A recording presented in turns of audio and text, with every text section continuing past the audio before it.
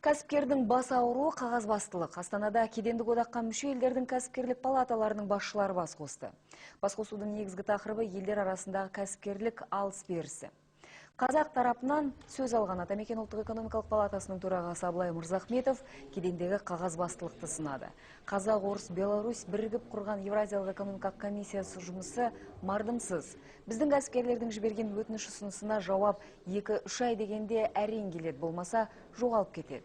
Қайда кетіп жатқанын білгіміз келеді, деді Мырзахметов. Және үш мемлекет арасында күшіненген меморандумның жұмысын жандандыру үшін арнайы регламент енгізу керектігі де сөз болды.